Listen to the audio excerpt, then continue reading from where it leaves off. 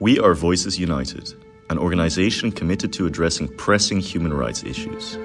Today, we bring to light a controversial agreement threatening the principles of European law and humanity. Albania, a country with beautiful coastlines, blue seas and white beaches. However, not everyone arriving in Albania can enjoy this beautiful scenery. In 2024, Italy and Albania signed an agreement establishing 2 asylum processing centers in Albania. In these camps, located in Gjader and Schengen, people seeking asylum in Italy are detained until their cases are processed. These centers host asylum seekers from an Italian list of safe countries, which includes countries such as Bangladesh, Georgia, and Nigeria. Processing the asylum requests is supposed to take 28 days, but this can be extended to 18 months.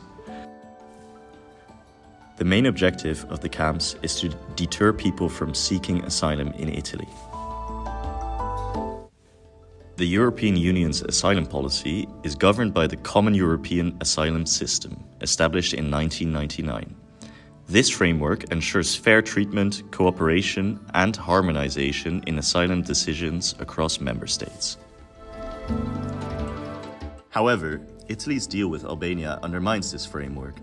Sending asylum seekers to a non-EU country bypasses safeguards, violating international and EU law, which includes the Charter of Fundamental Rights, which guarantees the right to seek asylum. Italy-Albania agreement violates fundamental European and international legal principles. Article 18 of the EU Charter guarantees the right to seek asylum, while Article 19 prohibits collective expulsions and the transfer of individuals to places where they face risks of inhumane treatment. Under the Dublin regulation, asylum seekers must be processed in the country of first entry into the EU, with clear obligations for member states to ensure fair and humane procedures. This is particularly evident in relation to Italy's obligations to safeguard the rights to life and physical integrity of individuals in distress at sea, as well as the rights to liberty, the ability to seek asylum, and protection against discrimination for refugees and migrants transferred to Albania. In the 2019 case between the European Commission and Hungary, the Court of Justice of the European Union ruled that automatic detention and the denial of proper asylum procedures violates EU law. This precedent underscores that blanket detention policies, such as those applied in Albania, are inherently arbitrary and illegal. There is no any chance to have any kind of compromise and agreement on migration, because legally we are raped. So if you are raped legally, forced to accept something what you don't like, how would you like to have a compromise and agreement? It's impossible.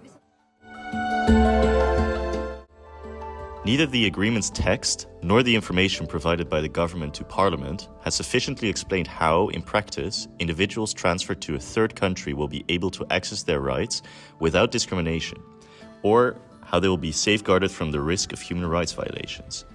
In this regard, the Italy-Albania agreement is not only problematic in its own right, but also as a possible model for similar future agreements.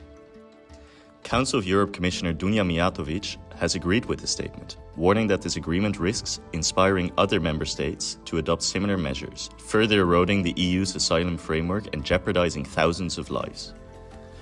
As Doctors Without Borders points out, this policy prevents refugees from accessing the European mainland, leaving them in prolonged detention with uncertain futures. Further critique comes from Italian parliamentarian Riccardo Maggi, claiming that an Italian Guantanamo is created, and compares people being transported to these centers to goods being shipped overseas. The UN Refugee Agency, the UNHCR, has expressed concerns and reservations, agreeing to oversee the process. It is time for the European Commission to act. Under Article 258 of the Treaty on the Functioning of the EU, the Commission must intervene when member states fail to fulfill their obligations. Independent human rights organizations must be allowed to monitor these centers, and Italy's deal must be scrutinized for its legality and morality.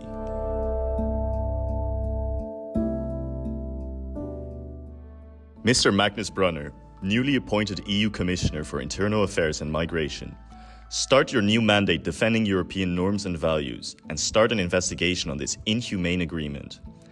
You, of all people, should know that the values of justice, humanity, and solidarity must guide our policies, not expediency. The future of Europe depends on it.